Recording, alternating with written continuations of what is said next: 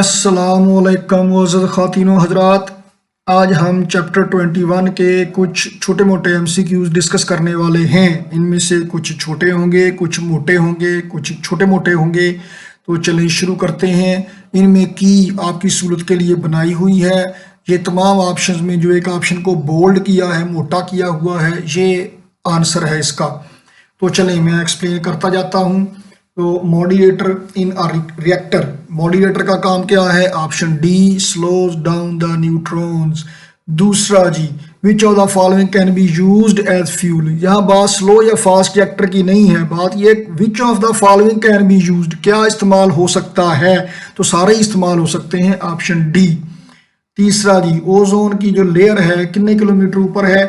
ये radiation exposure वाला जो टॉपिक है उसके साइड बार में इंफॉर्मेशन में लिखा हुआ है, वही वैल्यू देखना है। 20 to 50 kilometre above the earth surface, option D. चौथा जी, प्लूटोनियम है जनाब 94,239 94,239 रेट अल्फा रेडिएशन एमिट करता है। तो ये चेंज हो जाता है किस में? देखिए जी, अल्फा में 2 प्रोटॉन है, 2 न्यूट्रॉन है, चार्ज नंबर 2 है, मास नंबर 4 है। तो प्लूटोनियम किस में कन्वर्ट होगा? चार्ज नंबर में 2 का फर्क पड़ेगा। 92 यूरेनियम, यूरेनियम का कौन सा आइसोटोप? फिर मास नंबर देखिए 239 में से 4 माइनस कीजिए, 235 U235 वाला जो आइसोटोप है ये बनेगा, ऑप्शन ए। पांचवा, विच of the following is not the mode of radioactive decay? जनाब डी, फ्यूजन में न्यूक्लियाई इकट्ठे होते हैं, जबकि डिके का मतलब है कि ये डिके हो गया, डिसइंटीग्रेट होना होता है। छठा जी, radioactive irradiations are harmful to living organs, तो to avoid harm during storage, harm से बचने के लिए आप इनको इस्तेमाल करते रखते हैं किसमें? लेड के बॉक्सेस में। क्यों? क्योंकि lead is a good absorber of radiation, ये रेडिएशन एब्जॉर्ब करके भी खुद रेडियो एक्टिव नहीं होता। तो यही एक बेहतरी है कि गुड एब्जॉर्बर है, बाकी हैवी हो स्ट्रॉन्ग हो अपन वेदना की। सातवां जनाब, हीलियम न्यूक्लियस हैज, देखें जी वो कहते हैं कि मकामी अक्ल से आसान गुजर गया इकबाल, मकामी शौक में खोया गया वो फरजाना। तो ज़रूरत से ज़्यादा आसान देख के एमी खाम खा एक्साइट नहीं हो जाना। बहुत आसान या बहुत मुश्किल एमसीक्यूज दोनों ही डेंजरस होते हैं। तो हीलियम न्यूक्लियस हैज़, ये ऑप्शन नहीं है 2 इलेक्ट्रॉन वाली, कोई न्यूक्लियस है। एटम होता तो फिर सही था, न्यूक्लियस में कोई इलेक्ट्रॉन नहीं होता, सी ऑप्शन है, 0 इलेक्ट्रॉन। आठवां, विच of the following is not an electromagnetic radiation, इसमें से कौन सा है जो इलेक्ट्रोमैग्नेटिक रेडिएशन नहीं है? Cosmic radiation. देखिए अल्ट्रावायलेट, गामा रेज, एक्सरेज ये तो इलेक्ट्रोमैग्नेटिक हैं। कॉस्मिक रेज में इलेक्ट्रोमैग्नेटिक रेडिएशन होती हैं, इन इट सेल्फ ये ओवरऑल इलेक्ट्रोमैग्नेटिक नहीं है, क्योंकि इनमें मटेरियल ऑब्जेक्ट भी मौजूद है, मैटर भी मौजूद है इसमें। तो इसलिए कॉस्मिक रेडिएशन बेहतर ऑप्शन है। एक और बात भी, अगर अल्ट्रासोनिक्स इसमें शामिल हो ऑप्शन, तो वो आपने चूज नहीं करना, क्योंकि अल्ट्रासोनिक कंप्रेशन होती है, इलेक्ट्रोमैग्नेटिक नहीं होती, वो मैकेनिकल वेव्स हैं। नौवां, source of sun's energy is fusion reaction है, बी ऑप्शन। 10वां, एटम बम बनाने के लिए यूरेनियम के अलावा और क्या चाहिए? न्यूट्रॉन चाहिए जनाब। फिर अगर इसके साथ पूछा हो कि जी स्लो या फास्ट, वो अलग बात है, यहाँ नहीं पूछा हुआ है, जरा सिंपल सा एमसीक्यू है, मेरी तरह सादा सा बेचारा। 11वां, which is used as fuel in slow reactor, U235 U238 में फास्ट न्यूट्रॉन इस्तेमाल होगा, फास्ट रिएक्टर में इस्तेमाल होगा, तो यहाँ पे ए ऑप्शन। 12वां, work done on nucleus to separate it into its constituent neutron proton, nucleus को डिसइंटीग्रेट करने के लिए जो वर्क करना पड़ेगा वही वर्क असल में एनर्जी है, और ये बाइंडिंग एनर्जी है। ये वैसे न्यूक्लियर बाइंडिंग एनर्जी होती है या न्यूक्लियस की है, एटम की भी बाइंडिंग एनर्जी होती है, लेकिन उसमें फिर एटम की नहीं कहते, इलेक्ट्रॉन की कहते हैं। वो चैप्टर 20 में एक इलेक्ट्रॉन को एटम से बाहर निकालने के लिए, उसके ऑर्बिट से बाहर निकालने के लिए जितनी एनर्जी चाहिए वो हर इलेक्ट्रॉन के लिए डिफरेंट है, न्यूक्लियस की, पूरे न्यूक्लियस की एक ही है, ये ध्यान रखिएगा फर्क का। 13वां, चेन रिएक्शन को बिल्डअप करने के लिए रेडियोएक्टिव टारगेट कितना होना चाहिए? Practically greater than critical size.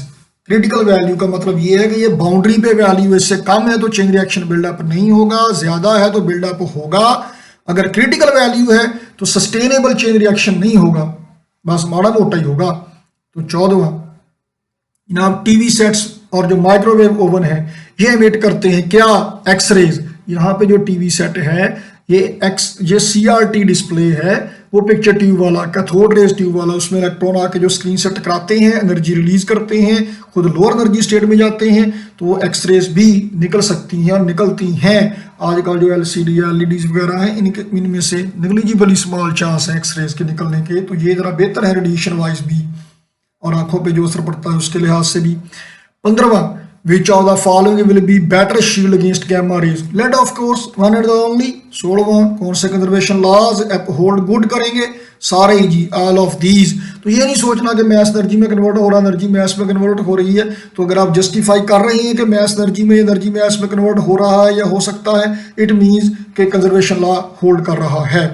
17, which of the following statement is true? देखें जरा गौर से, you are not exposing radiation right now, गलत है ये। आप रेडिएशन के सामने एक्सपोज हो रहे हैं, बैकग्राउंड रेडिएशन है, कॉस्मिक रेडिएशन है। You can not avoid radiation, you can not avoid, नहीं लेड के कपड़े पहन लें, लेड के बॉक्स में, लेड के कमरे में बैठ जाए तो अवॉइड कर सकते हैं, मतलब इससे शील्ड किया जा सकता है। नॉर्मली पॉसिबल नहीं है या ऐसे नहीं हो सकता, लेकिन आप कर सकते हैं अगर आप थोड़े कॉन्शियस हो तो। You are shielded from radiation while in home, नहीं जी घर से तो खुद रेडिएशन निकल रही है। None of the above is true, ऊपर वाला कुछ भी ठीक नहीं है, डी ऑप्शन बेहतर है। 18वां, कौन सा ज्यादा डेंजरस है? Atom bomb, hydrogen bomb, both of these, none of these. Hydrogen bomb, क्यों? एनर्जी ज्यादा निकलती है इसमें। अच्छा, अगर स्टेटमेंट थोड़ी सी चेंज कर दूं मैं, विच of the following is more dangerous with radiation, with reference to radiation, with emphasis to radiation, radiation निकलती है एटम बम से, हाइड्रोजन बम से रेडिएशन नहीं निकलती, तो फिर एटम बम जवाब हो जाएगा। तो डिपेंड करता है कि एक ही स्टेटमेंट में जवाब ऑप्शन चेंज कर दें, चेंज हो सकता है, या सेम ऑप्शन के लिए स्टेटमेंट चेंज कर दें तो भी जवाब में फर्क आ सकता है। 19वां जनाब क्या कहता, विच of the following is fission fragment during fission of uranium? जनाब कंफ्यूज नहीं होना, इस तरह के क्वेश्चन में ऑप्शन ऐसी होती है, गड़बड़ हो जाता है, इल्म सारा पढ़ा हुआ। Be confident, be firm, xenon and strontium का पेयर बनता है जी, पार्ट बी इसका। 20 जी ना, fusion is difficult to achieve, fusion हासिल करना डिफिकल्ट है, क्यों? अनअवेलेबिलिटी ऑफ फ्यूल, ना जी ना जनाब, फ्यूल तो इजीली अवेलेबल है, हाइड्रोजन है। डेंजर ऑफ रेडियो एक्टिविटी, वो भी इसमें नहीं है। स्ट्रॉन्ग न्यूक्लियर फोर्स, नहीं, अगर इसकी जगह पे होता ना कूलम रिपल्सिव फोर्स, फिर जवाब ये बन जाना था। स्ट्रॉन्ग न्यूक्लियर फोर्स तो अट्रैक्ट कर रही है, और अगर ये अट्रैक्ट कर रही है तो इसका मतलब ये है जनाब कि ये तो उल्टा करीब आने पे खींच लेगी, तो नन ऑफ दीज इसमें आएगा जी। 21 का जनाब ए जवाब आएगा। देखते हैं क्या है। रेडियो एक्टिव न्यूक्लियस है X 92-235, डिके हो गए, Y बन गया 91 231, तो क्या मिट होगा?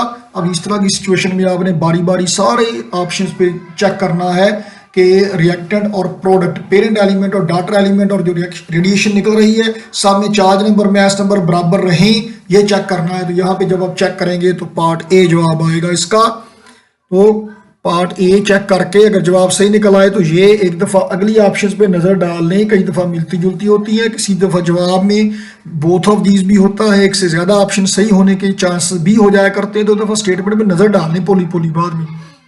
22वां रेडियो एक्टिव रिएक्शन है जी, एक U92 238 प्लम्बक 82 206 में कन्वर्ट हो जाता है। कितने अल्फा और बीटा पार्टिकल निकलेंगे? ये इस तरह के एमसीक्यूज आसान होते हैं लेकिन थोड़े टाइम टेकिंग होते हैं कि आपने सारे 10 अल्फा 6 बीटा 4 प्रोटॉन 8 न्यूट्रॉन सब में बारी बारी अप्लाई करके चेक करना होता है, तो इसमें ऑप्शन डी निकलेगा। तो अगर इस तरह की सिचुएशन में बीटा नेगेटिव आपने कंसिडर करना है हर हाल में, क्योंकि इस तरह की सिचुएशन में इसका मतलब इलेक्ट्रॉन ही होगा, अगर पॉजिट्रॉन होता तो स्पेशल आपको बताया जाता। 23वां जी, if FPN proton neutron force, neutron neutron proton proton force है, तो फिर कौन सी ऑप्शन सही है? डी। क्यों? न्यूट्रॉन न्यूट्रॉन जो फोर्स है और प्रोटॉन न्यूट्रॉन के दरमियान जो फोर्स है ये एक जैसी है, क्योंकि सिर्फ स्ट्रॉन्ग न्यूक्लियर फोर्स एप्लीकेबल है, कूलम फोर्स नहीं है। प्रोटॉन के दरमियान फोर्स कम होगी क्योंकि इलेक्ट्रोस्टैटिक रिपल्सिव फोर्स थोड़ा सा असर ज़ायल कर देगी इसका, किसका? स्ट्रॉन्ग न्यूक्लियर फोर्स का। तो प्रोटॉन के दरमियान फोर्स थोड़ा कम होगी, प्रोटॉन न्यूट्रॉन और न्यूट्रॉन के दरमियान ज्यादा है पीपी फोर्स के मुकाबले में और आपस में बराबर है। 24वां जनाब, when beryllium is bombarded by alpha particle, beryllium की पर बम्बार्डमेंट की जाती है अल्फा पार्टिकल की, तो क्या हासिल होता है जी? न्यूट्रॉन। बुक में इक्वेशन मौजूद है आर्टिफिशियल रेडियो एक्टिविटी में। तो जनाब 25वां एफ एन है जनाब strong nuclear force, F E है इलेक्ट्रोस्टैटिक फोर्स ऑफ रिपल्शन। ये इनमें से कौन सा रिएक्शन सही है? अगर दो प्रोटॉन्स के दरमियान फासला है 1 एंगस्ट्रॉन 10⁻⁻10 मीटर, फासला काफ़ी ज़्यादा है, स्ट्रॉन्ग न्यूक्लियर फोर्स का असर यहाँ तक नहीं होगा, तो यहाँ पे इलेक्ट्रोस्टैटिक फोर्स जो है वो डोमिनेट करेगी। सी ऑप्शन जवाब आ जाएगा। एन इलेक्ट्रॉन इज ये मेरा कंफ्यूज करने वाला होता है, कई सारे ऑप्शन हैं, गड़बड़ ना होने दीजिएगा। ये एलिमेंट्री पार्टिकल है, लेप्टॉन है, इनमें से कोई ऑप्शन नहीं है, डी जवाब। 27वां जनाब which is true for the basic force of nature, basic force of nature के लिए कौन सा ट्रू है? इसमें से सी ऑप्शन बेहतर है, न्यूक्लियर फोर्स है जो स्ट्रॉन्गेस्ट है और शॉर्टेस्ट रेंज वाली है। जनाब वाली D dash type of detector is useful in determining of absorption power, GM tube बेहतर है, क्योंकि इसके सामने ट्यूब के सामने हम मुख्तलिफ मटीरियल रख लेते हैं, तो वो रेडिएशन को जितना एब्जॉर्ब करेगा ज़्यादा या कम, उससे नंबर ऑफ काउंट्स पर मिनट में फ़र्क पड़ेगा। 29 जीएम काउंटर का डिसएडवांटेज क्या है जी? इसका डेड टाइम, ऑप्शन डी, ये किसी और में नहीं है, सिर्फ इसी में है। और 30 का सॉलिड स्टेट डिटेक्टर में गोल्ड टर्मिनल इस्तेमाल होते हैं, क्यों? क्योंकि बीबियाँ इस्तेमाल करती हैं? नहीं। कीमती है? नहीं। सी ऑप्शन, क्योंकि कंडक्टिविटी बेहतर मिल जाती है। 31 इजी सा है, क्वार्क का चार्ज कितना है? Less than electron. 32 strange quark, ये भी इंफॉर्मेटरी है, आपको याद होना चाहिए बस। तो जरा काफ़ी सारे क्वार्क हैं, चूंकि याद करना जरा होता है एक इशू, तो याद करने हैं आपने, इस पे 4 बी ऑप्शन है इसका। 33 तो नाइट्रोजन पे बम्बार्डमेंट होती है जनाब अल्फा पार्टिकल की, ऑक्सीजन O17 बनता है, तो और क्या निकलता है? यहाँ पे देखिए, ये कंफ्यूज नहीं होना आपने कि बुक पे तो ओनली प्रोटॉन लिखा हुआ है, यहाँ पे क्या है? आप, मैंने पहले कहा कि आप मल्टीपल चॉइस में आपने बेस्ट पॉसिबल मैच ढूंढना होता है, तो यहाँ पे डी ऑप्शन है। आपने देखना है कि रिएक्टेंट और प्रोडक्ट्स में चार्ज नंबर और मास नंबर को बैलेंस करना है, और ये सिर्फ ऑप्शन डी से ही बैलेंस होता है और किसी से बैलेंस नहीं होता, तो जिससे हो वही कर देना है आपने। 34 रेडियो एक्टिव न्यूक्लाइड है जी रेडियम का, decays bye series of emission of 3 alpha particle 1 beta, 3 alpha और 1 बीटा एमिट होते हैं, तो बाकी क्या बचेगा? 3 अल्फा का मतलब है 3 दूनी 6 और 1 बीटा, जब तक बताया ना जाए तब तक इलेक्ट्रॉन है, तो जमा 6 माइनस 1 जमा 5 रह गया, चार्ज नंबर में 5 का फर्क पड़ेगा। 83 वाला एक ही है, डी ऑप्शन। तो मैथ्स नंबर भी आपने कंपेयर करना है तो कर लें, लेकिन यहाँ पे और कोई 83 वाला है ही नहीं, तो यही जवाब निकलेगा, डी ऑप्शन। 35 जनाब अली क्या कहता है? जीएम काउंटर में, गीगर मूलर काउंटर में पोटेंशियल डिफरेंस जो अप्लाई होता है रिवर्स किया जाता है, क्यों? नन ऑफ दीज है यहाँ पे, वो एक्चुअली सेकेंडरी काउंट्स को कम करने के लिए होता है। यहाँ सी ऑप्शन में सेकेंडरी काउंट्स का जिक्र है, लेकिन एनहांस लिखा है, एनहांस नहीं डिक्रीज सेकेंडरी काउंट आएगा, डी ऑप्शन है इसमें, none of these. 36 dead time of GM counter is approximately 0.0001 सेकंड। 37 जी in which of the following detector, तो साइज ऑफ पल्स का कोई ताल्लुक नहीं होता एनर्जी ऑफ इंसिडेंट रेडिएशन पे, यानी अल्फा बीटा गैमा में आप डिफरेंशिएट नहीं कर सकते, किसमें? 37 है जनाब जीएम काउंटर में। 38 जनाब अली क्या है? विल्सन क्लाउड चैम्बर कहता है कि भाई विल्सन का बादलों वाला डब्बा कहता है कि सुपर सैचुरेटेड वेपर्स इकट्ठे हो जाते हैं, कहाँ पे? आइंस पे, चार्ज की वजह से इकट्ठे होते हैं और कोई हुक्का पीने नहीं आते।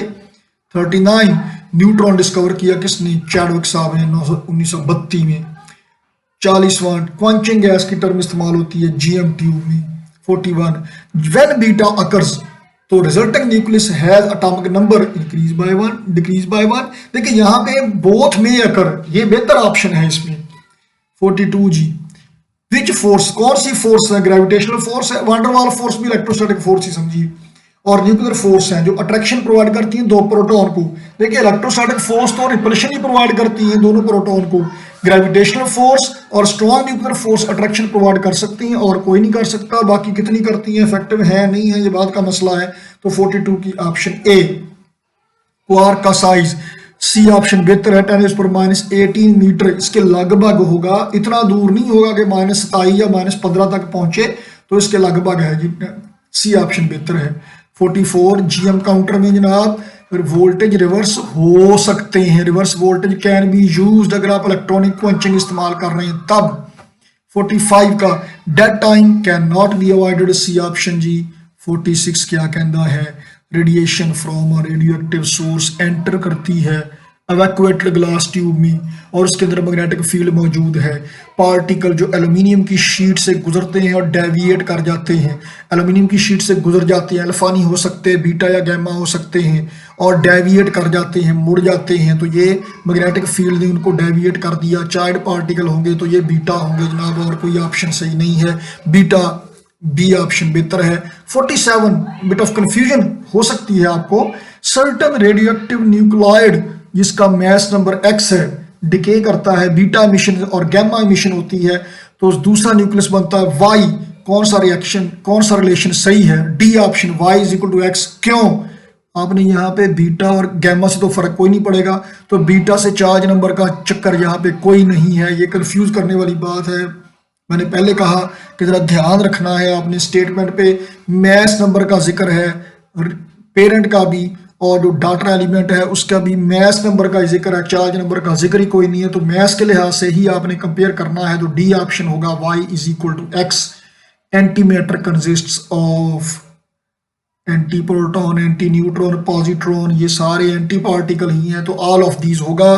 तो ड्यूरिंग एनी एक्सोअर्जिक रिएक्शन में एनर्जी खारिज होगी, लेकिन वो एनर्जी कौन सी होगी, वो जो प्रोडक्ट्स की किनेटिक एनर्जी की शक्ल में खारिज होगी, तो आपको क्या मिलेगी, हीट एनर्जी। प्रोडक्ट्स की किनेटिक एनर्जी मतलब टेम्परेचर में इजाफा होगा तो आपको मिलेगी हीट की शक्ल में। रिएक्शन न्यूक्लियर रिएक्शन है, एनर्जी हीट की शक्ल में मिलेगी। 50वां, during an encounter with light element dash particle knock out proton, neutron ही है जो प्रोटॉन को नॉक आउट कर सकता है, option C is good answer. तो जनाब thank you very much for joining us. तो मिलते हैं अगली वीडियो में किसी और चैप्टर के एमसीक्यूज के साथ, तब तक के लिए इजाजत दीजिए, अल्लाह हाफिज।